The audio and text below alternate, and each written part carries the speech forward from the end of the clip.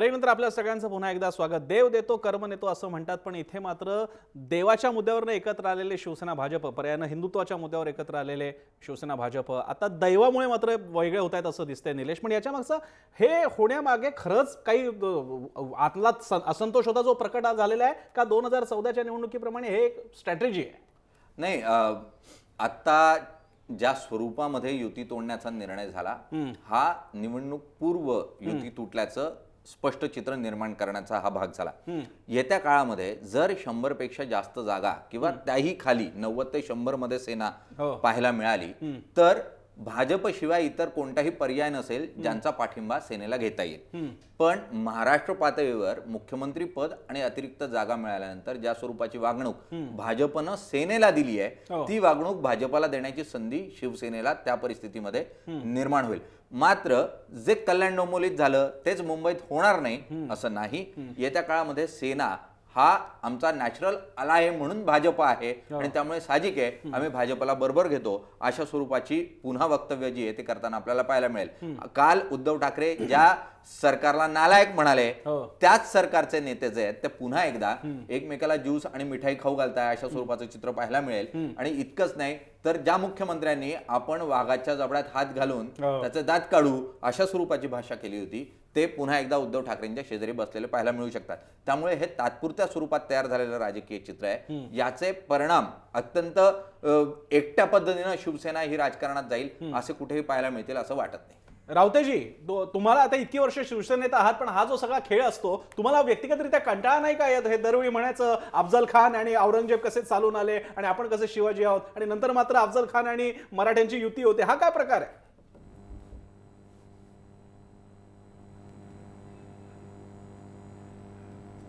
मला वाटतं आता आम्ही स्वतंत्र विधानसभेच्या वेळेला आम्ही स्वतंत्र लढलो होतो आणि आदरणीय उद्धवजींनी या महाराष्ट्रामध्ये पूर्ण ह्या निवडणुका स्वतंत्र लढण्याचा निर्णय घेतलेला आहे. निवडून लोकांनी कौल दिल्यानंतर त्यात इकडे झालेल्या कौलाच्या नंतर जे निर्माण होतो हा वेगळा आता चर्चेचा विषय असू शकत नाही. प्रत्येक पक्ष लढतो तो सत्ता मिळवण्याकरता लढतो. शिवसेनेला खात्री आहे की आम्ही 120 पर्यंत जाऊ एवढी आम्हाला खात्री आहे. पण आता ज्यांनी भाकीत व्यक्त केलं की बाबा 100 जागा मिळतील मी त्यांना मनापासून धन्यवाद देतो आणि त्यांचं कौतुक करतो. किमान त्यांनी शिवसेनेची मुंबईतल्या ताकदीला समर्थन दिल्याबद्दल मी त्यांना धन्यवाद देतो. आणि मग उद्या कालच्या परिस्थितीमध्ये ही जी युती तुटली गेलेली आहे त्याचा धर्माशी काही संबंध नाही, जातीशी काही संबंध नाही. आमच्या दोघांमध्ये ज्या काही आमच्या वाटाघाटीमध्ये चालल्या होत्या जागेच्या संदर्भात त्यामध्ये दोघेही समाधानी नसल्यामुळे आम्ही निर्णय घेतला आम्ही स्वतंत्र लढायचा. त्यामुळे भाजपला स्वतंत्र लढणे कर्मबाप्य आलेला आहे. त्यामुळे आम्ही निर्णय आदरणीय उद्धवजींनी त्या सर्व बघितलं. युती तुटली जी आहे ती तुटण्यामागे एक गोष्ट माझ्या प्रमुख लक्षात आपण एवढ्या वर्षाचा अहवाल दिल्याबद्दल ते देवेंद्र फडणवीस यांना प्रमोद महाजन होता आलं नाही आणि रावसाहेब दानवे यांना मुंडे होता आलं नाही म्हणून ही युती तुटली गेलेली आहे.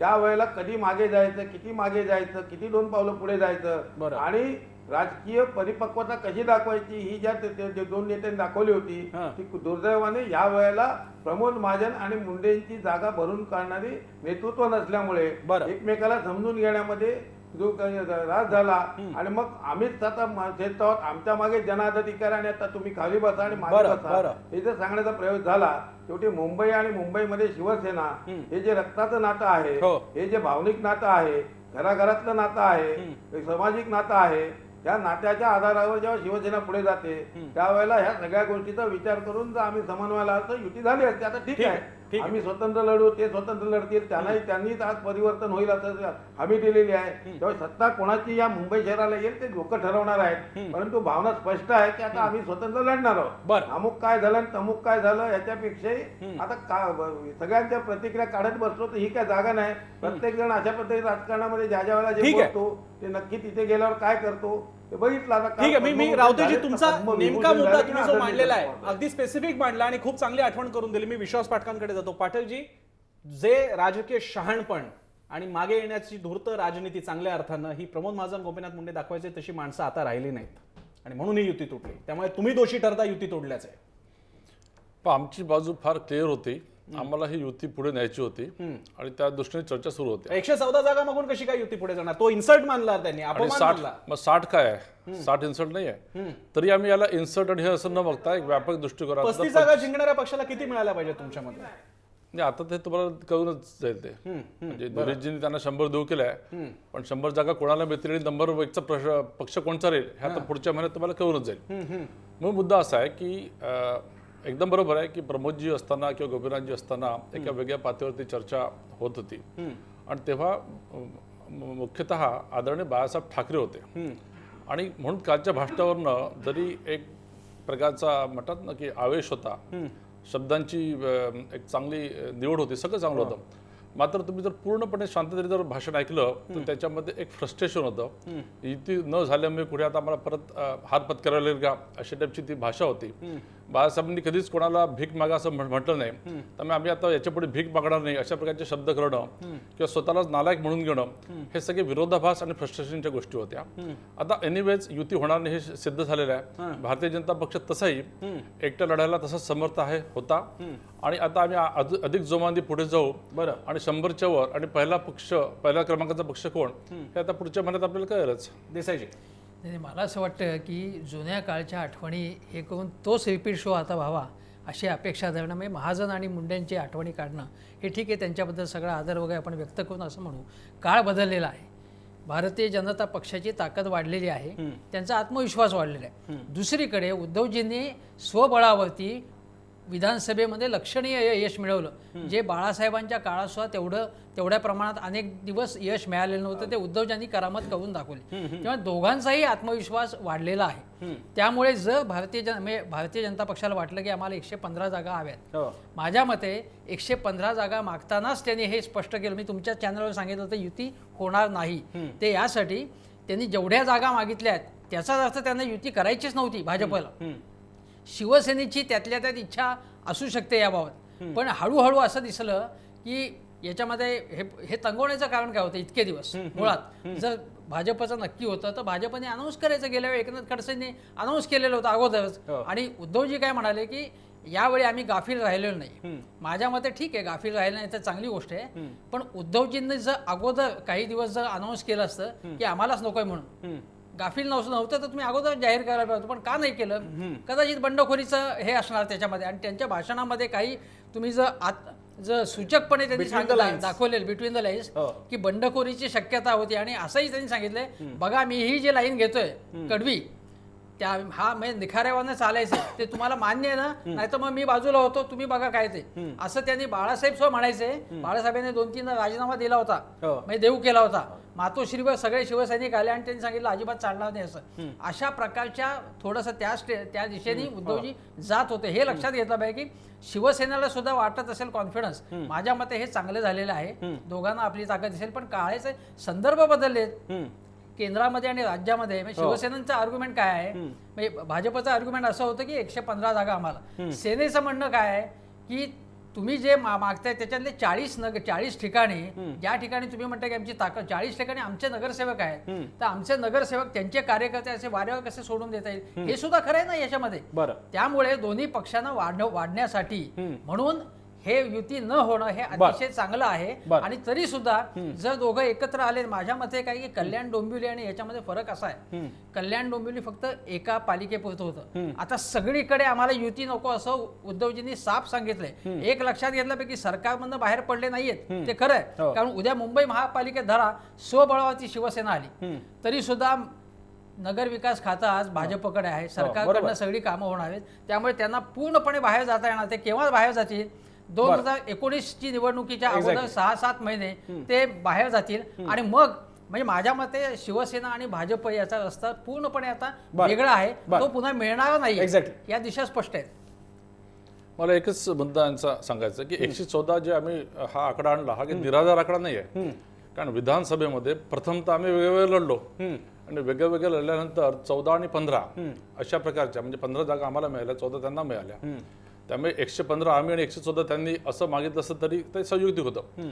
तरी देखील त्यांचा मान ठेवून आम्ही 115 त्यांना 114 या बेसिसवर आम्ही चर्चा सुरुवात करायला केली आणि तो बेस का बरं आहे तर पहिल्यांदाच आम्ही वेगवेगळे लढलो म्हणून तो बेस आहे. त्यामुळे 114चं निगोशिएशन मध्ये काही कमी जास्त होऊ शकतं, मात्र 60 हा आकडा म्हणणं हे खरोखरच आमच्या दृष्टीने देखील इन्सल्टिंग होतं. पण तरी आम्ही त्याला तो मुद्दा केला नाही.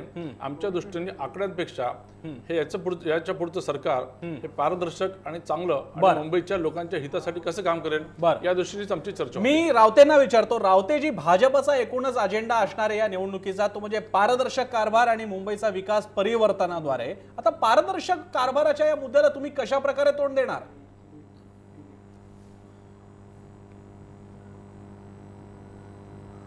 मला कळलं नाही. आम्ही विकासावर निवडणूक लढवतोय आणि आम्ही 100% या मुंबईमध्ये केलेला विकास लोकांपर्यंत चित्रमय सुद्धा दाखवू शकतोय. त्यामुळे विकास आणि मुंबईतली जनता एवढं नाकारणार नाही की आम्ही काहीच केलं नाही म्हणून. प्रश्न असा आहे की यांना युती करायची असती तर 40 जागा आमच्या नगरसेवकाच्या मागितल्या नसत्या. मुळामध्ये यांच्याकडनं नंतर ज्या पद्धतीने युतीची बोलणी चांगलेपणे चालू असताना सुद्धा बाहेर ज्या पद्धतीने जे वक्तव्य चालू होतं ते अत्यंत दुर्दैवी होतं. तेवढ्या खालच्या पातळीवर वक्तव्य विरोधाचं शिवसेनेने कधी केलेलं नाही या संपूर्ण काळामध्ये. आम्ही विरोधा असेल त्याला उत्तर प्रत्युत्तर देतच होतो, पण एवढ्या खालच्या पातळीवर जाऊन कधी केलेलंच नव्हतं. जे रोजच्या रोज चाललेलं होतं. आणि मग प्रश्न असा आहे की यांच्याकडे हे खातं आहे, या सरकारमध्ये यांच्याकडे एक खातं आहे, ते प्रत्येकाला सांगतात. आता ते मला माहित नाही की जे आमच्यावर बरसत आहेत ते असं म्हणाले होते की दिवाळीपूर्वी अमुक अमुक जण तुरुंगात असतील, तेच आता यांच्यावर बरसत बाहेर बसलेले आहेत. तेव्हा ही यांची जी पद्धत आहे लोकांना बदनाम करायची, लोकांच्या बाबतीमध्ये लोकांमध्ये असं काही पेरायचं की आपण होईल, कारण मागच्या वेळेला तसंच चालू होतं. प्रश्न असा आहे की युती करण्याच्या संदर्भामध्ये आम्ही सकारात्मक असताना सुद्धा नकारात्मक भूमिका घेऊन चालायचं. एका पातळीपर्यंत सभ्यता आणि संयम दाखवावं लागतं. नंतर पक्ष म्हणून आमच्या पक्षप्रमुखांनी हा निर्णय आणि 26 तारखेपर्यंत आम्ही जाहीर करू सांगितलं होतं. 26 तारखेला ठामपणे सांगितलं की होय याच्या पुढे शिवसेना स्वबळावर एकटी लढेल आणि सर्व निवडणुका आम्ही एकट्याने लढू, जसं आम्ही विधानसभेची लढलो. मला देसाई साहेबांना धन्यवाद द्यायचे आहेत की विधानसभेमध्ये उद्धवजींच्या नेतृत्वात प्राप्त झालेलं यश याची जी त्यांनी नोंद घेतली याबद्दल मी त्यांना धन्यवाद देतो. आणि याच पद्धतीने शिवसेना आक्रमकतेने या निवडणुकीमध्ये या मुंबईमध्ये पारदर्शक कारभाराचं काय पण रावतेजी पारदर्शक कारभार कुठून आणणार तुम्ही? कारण नाही, कारण आदरणीय उद्धवजींनी या संदर्भात पारदर्शकता आता त्यांच्याकडे त्यांनी सिद्ध केली पाहिजे ना स्वतःबद्दलची. ठीक आहे, खडसे साहेब आता गेले आणि रोज कोर्ट त्यांना ठोकतंय, कधी देता कधी सांगता. आता मी असं बोलायला नको ना. उच्च न्यायालय रोज जर ह्या सरकारला विचारतंय तेव्हा त्या खडसे साहेबांचं काय ते मला सांगा, कधी पुरवताय सांगा. त्याच्यातच पारदर्शकता भारतीय जनता पक्षाच्या ज्या मतामध्ये पारदर्शकता आहे ती तर व्यक्त होते. त्यामुळे मी जास्त त्याच्यावर बोलणं योग्य असं मला वाटत नाही. ठीक आहे निलेश, मी तुम्हाला विचारतोय या सगळ्या परिस्थितीमध्ये भाजपकडे मुळात देशाची सत्ता आहे, राज्याची सत्ता आहे. मुंबई महापालिका मुळात तशा अर्थानं ऑप्शन असणारा पेपर आहे, मिळाला तर 100% हवेच आहेत आपल्याला. प्रश्न असा आहे पण शिवसेनेचं मात्र अख्खा अस्तित्वच मुंबई पालिकेवर अवलंबून आहे. उद्धव ठाकरेंनी त्यांच्या आयुष्यातली सगळ्यात मोठी खेळी केली आहे. नाही, जर ही खेळी खेळली नसती तरीही उद्धव ठाकरेंच्या म्हणजे शिवसेनेच्या पोपटाचा जीव या महानगरपालिकेत आहे अशा स्वरूपाचं जे वर्णन केलं जातं, ही महापालिका ही अशीही त्यांच्या हातून गेली असती. आणि त्यामुळे निकराची लढाई देण्यासाठी 2 घरं वेगळी झाली, हे चांगलं झालं भाजपसाठी आणि सेनेसाठी. जसं देसाई सरांनी म्हटलं, एखादी कुटुंबामध्ये ज्या वेळेला कुटुंब वाढायला लागतं आणि दोघही कुटुंबातल्या 2 भाऊ हे स्वतःचं अस्तित्व वेगळ्या स्वरूपामध्ये निर्माण करू पाहत असतात, त्यावेळेला त्यांना 2 घरं करून दिली जातात. ती वडीलधाऱ्यांच्याच माध्यमातून करून दिली जातात. आणि त्यामुळे शिवसेना आणि भाजप हे एका कुटुंबातले 2 पक्ष जरी असले तरी त्यांची वाढ ही मोठ्या प्रमाणावर गेल्या निवडणुकीनंतर झालेली आहे. आणि अशा परिस्थितीमध्ये आता दोघांनीही प्रतिस्पर्धी म्हणून एकमेकांसमोर उभं राहण्याशिवाय पर्यायच नव्हता. युतीतले हे दोघं पक्ष वेगळे झाल्यामुळे जर सर्वात जास्त नुकसान कोणाचं होणार आहे तर ते काँग्रेस आणि राष्ट्रवादीचं होणार आहे. गेल्या निवडणुकीत जिथे जिथे युती तुटली किंवा वेगळ्या स्वरूपात लढली गेली तिथं भाजपचीही ताकद वाढली आणि सेनेचीही ताकद वाढली. याही निवडणुकीमध्ये भाजप आणि सेना दोघांचीही ताकद वाढताना पाहायला मिळेल. मात्र सर्वात जास्त फटका हा राष्ट्रवादीला आणि त्या खालोखाल काँग्रेसला फटका या युती तुटण्याचा बसताना आपल्याला पाहायला मिळेल. जो मगाशी मुद्दा निलेश खरेंनी यांच्यासाठी विचारला होता की तुम्ही नंतर कसं एकत्र येता, तसा मला प्रश्न भाजपला विचारायचा आहे. आज भाजप सुद्धा माफिया राज आणि काय पारदर्शी कारभार वगैरेचे मुद्दे चाललेले आहेत, पण नंतर पुन्हा आम्हाला ठाणे नवी मुंबईचाच कित्ता परत गिरवला जाणार नाही याची काय गॅरंटी? नाही, याची गॅरंटी खरोखरच भारतीय जनता पक्ष देऊ शकत नाही, शिवसेना देऊ शकत नाही आणि कोणत्याही राष्ट्रीय पक्षाने देऊ नये. म्हणून बोलताना आपलं संतुलन पाळून आपले शब्द मोजून बोलावे. हे तुम्ही किरीट सोमय्यांना सुचवताय का? मी सर्वांना सुचवत आहे, कारण की काय की शेवटी ही किल्ली ही मतदारांच्या हातात आहे. मतदारांचा मेंडेट काय आहे, त्याप्रमाणे आम्हाला वागावंच लागेल. त्यामुळे बोलताना थोडंसं तोडून मापून जर बोललं तर पुढे आपल्याला त्रास कमी होतो. आपण बोला असतं तर युती तोडायची वेळ आली नसती असं शिवसेनेला वाटतंय, आरोप केले नसते. आम्हाला युती तोडायचीच नव्हती, आम्हाला युती करायचीच होती, पण त्यांनी 26 तारखेला निर्णय घेतला आपल्या. नाही, पण मला शेवट करण्यापूर्वी माझ्याकडे शेवटची मिनिटात मला एक मुख्य मोठं विधान आठवलं उद्धव ठाकरेंचं. ते म्हणाले 25 वर्ष शिवसेना युतीत सडली का, असं का तुमच्या मित्रपक्षाला असं वाटावं? बघा, त्यांची जर सुरुवात झाली असेल तर आधी त्यांनी लुंगीवाल्यांविरुद्ध, नंतर मद्रासांविरुद्ध, हळूहळू आपले भैया किंवा उत्तर प्रदेश यांच्या विरुद्ध असं करत करत त्यांचं तर हिंदुत्व आहे. आणि आता हळूहळू त्यांना आमच्या म्हणजे भरोश्यावर किंवा आमच्या सपोर्टने थोडंसं एक स्टेज मिळालेली आहे. त्यांना असं वाटतं की आता आपण भाजपच्या सपोर्टमुळे महाराष्ट्र क्रांती करू. पण त्यांनी हे लक्षात ठेवायला हवं की अजूनही तो मुंबईचा एक पक्ष आहे, कन्सिडरेबल पक्ष आहे, त्याच्यावर त्यांची ताकद नाहीये, तरी आम्ही त्यांना शुभेच्छा देतो. ठीक आहे, मी विचारतो रावतेजी, ज्या भाजपच्या स्टेजमुळे तुम्हाला एक महत्वाची राजकीय ओळख मिळाली शिवसेनेला भाजपमुळे, त्या भाजपला तुम्ही युतीत यांच्याबरोबर राहून आम्ही सडलो असं कसं काय म्हणालात?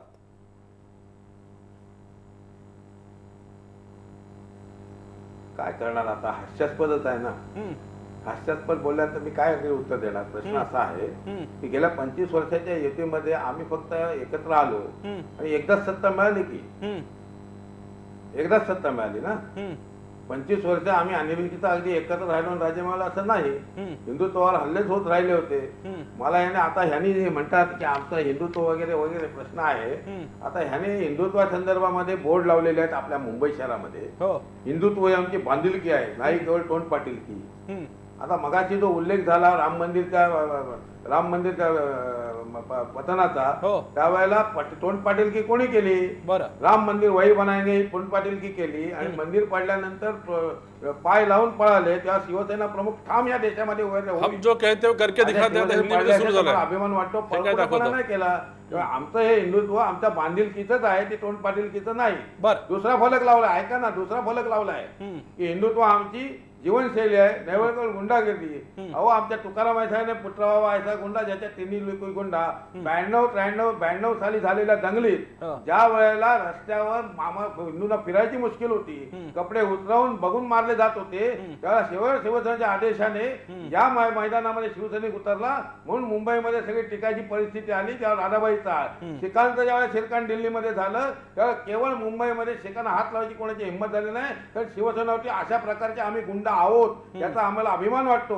समाज सांभाळणं, समाजाला संस्कृत देणं. या मुंबईमध्ये ज्याच्या हातामध्ये शिवबंधन आहे तो बाजूला असेल तर महिलाला भीती वाटत नाही, माझं संरक्षण उभा आहे, ही जी खात्री मिळते ते गुंड आम्ही आहोत. तेव्हा अशा प्रकारे फलक लावून हिंदुत्वाची टेमकी मिरवत फिरणारा भाजप आणि त्याच्यानंतर दुसऱ्याला ही परिस्थिती आहे. म्हणून मगाशी कोणी सांगितलं ना सांगितलं की शब्द जपून वापरावे, उगाच वापरणे. जनता निर्णय देते. आता या फलकावर जनता निर्णय देईल. जनतेच्या घराघरामध्ये शिवसेना ही आपलं हितकारक, संरक्षक, वेळेला उपयोगी होणारी शिवसेना. ठीक आहे, लक्षात. शिवसेना तशी त्याच्या पलीकडे जाऊन बसलेली असल्यामुळे शेवट करायला ते तुम्हाला मिळेल. अगदी थोडक्यात. भाजपचं हिंदुत्व आणि आमचं हिंदुत्व वेगळं आहे हे उद्धवजींनी वारंवार सांगितलंय. प्रश्न असा आहे की शिवसेनेला भीती वाटते की भारतीय जनता पक्षासारखा पक्ष म्हणजे नवीन पटनाईक यांना जी भीती वाटत होती म्हणून त्यांनी त्यांची युती तोडली. प्रादेशिक पक्षांशी मैत्री करायची आणि त्यानंतर त्यांचा घास घ्यायचा आणि वापरून फेकून द्यायचं. ही जी वृत्ती पूर्वी काँग्रेसची होती ती आता भारतीय जनता पक्षाची आहे. त्यामुळे प्रादेशिक पक्षांना वाव आहे आणि वाव असेल तर त्यांनी स्वतंत्रपणे इथे जगायला शिकलं पाहिजे. हा याच्यातनं मेसेज गेलेला आहे. त्यामुळे भाजपला सुद्धा काँग्रेसप्रमाणे आपण आता दादागिरी करायला सिद्ध आहोत असं दाखवून चालणार नाही, त्यांना फटका बसेल. ठीक आहे, विश्वास पाटीलची वेळ संपली आणि आता अनेक चर्चांना यायचे आमच्याकडे. त्यामुळे हम जो कहते हो करके दिखाते आणि यस वी डिड इट. हा जो प्रवास आहे हाच मला सांगायचं की कसं शिवसेना बदलते. मी निलेशकडे येतो. निलेश, उद्धव ठाकरेंनी कालच्या सभेमध्ये या सगळ्याचं लढाईचं वर्णन केलं की मुंबईतली ही जल्लीकट्टूच आहे आणि बैलाला वेसण घालायची आहे. कोण कोणाला वेसण घालताना दिसेल? नाही, मुळात आहे ना, जल्लीकट्टूमध्ये कोणीतरी सर्वसामान्य नागरिक जो असतो तो त्याला पकडण्याचा प्रयत्न करत असतो त्या वळूला. मात्र इथे दोन वळू एकमेकासमोर असणार आहेत. आपण प्रतीकाच्याच अर्थाने हा, दोन वळू जे आहेत ते एकमेकासमोर असणार आहेत आणि त्यातून कोण बलवान हे निश्चित होणार आहे. आणि त्यामुळे कोणी कोणालाही बैलाची उपमा देऊ नये, कोणी कोणाला इतर उपमा देऊ नये. मात्र या ठिकाणी सर्वसामान्य नागरिक जो आहे तो निश्चितपणे मुंबईचा विकास कोण करतंय यावर लक्ष ठेवू नये. भाजपनं जो विश्वास व्यक्त केला होता, भाजपनं जी आश्वासनं दिली होती त्याची पूर्तता झाली का, नोटबंदीनंतर काय झालं, या सर्वाचा तोलून मापून असा योग्य अभ्यास करून मुंबईकर आपला कौल देईल आणि त्यातून स्पष्ट होताना पाहायला मिळेल की भाजप श्रेष्ठ की शिवसेना श्रेष्ठ. आणि याच मुद्द्यासोबत आपण इथेच थांबतोय, पण अर्थात ही चर्चा इथे थांबलेली नाही, कारण अशा अनेक चर्चा आपल्याला 23 तारखेपर्यंत कराव्या लागणार आहेत. तोपर्यंत दिवाकर रावतेजी तुमचे, हेमंत देसाईजी तुमचे आणि पाठकजी तुमचे सगळ्यांचे आभार. इथेच थांबूयात. जय महाराष्ट्र.